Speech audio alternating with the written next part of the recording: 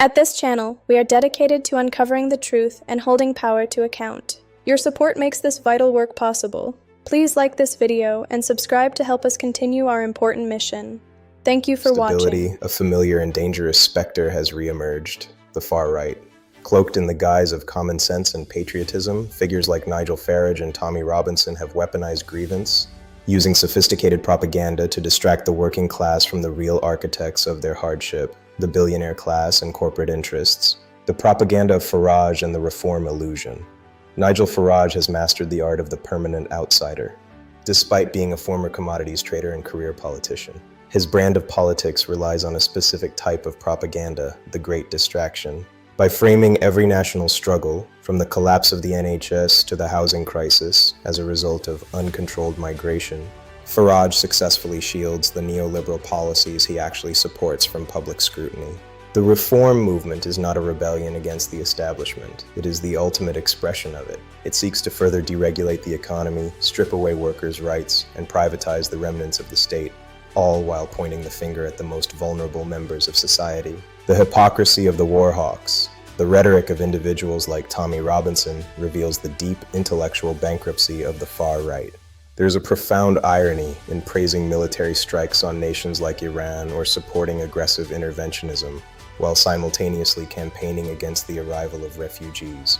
We must speak the truth that the far right avoids. War creates refugees. When the West participates in the destabilization of the Middle East, it creates a moral and humanitarian debt. You cannot demand closed borders while supporting the very bombs that destroy homes and livelihoods elsewhere. A truly progressive Britain must not only condemn these warmongering tendencies, but also take pride in being a place of sanctuary. Welcoming refugees is not just an act of charity, it is an act of international solidarity and a rejection of the fascist mentality. Preventing the Trumpification of Britain. Across the Atlantic, we see the terrifying slide towards fascism under Donald Trump and the MAGA movement.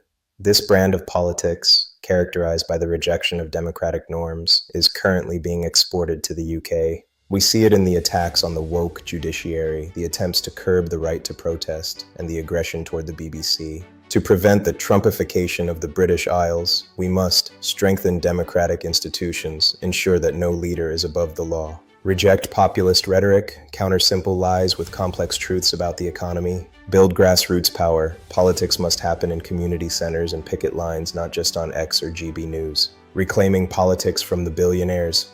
The root cause of our current instability is not the person in the small boat. It is the person in the private jet.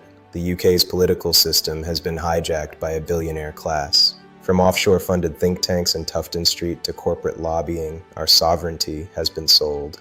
Taxing wealth. To fund the NHS and social housing, we must look to the accumulated capital of the 1%.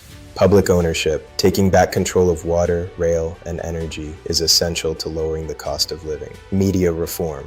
We cannot have a healthy democracy when the majority of our press is owned by a handful of tax-exile billionaires. Conclusion: a nation united. Uniting the nation against the far right does not mean returning to a failed centrist status quo. It means offering a radical, hopeful alternative. We must build a Britain where the working class stands together.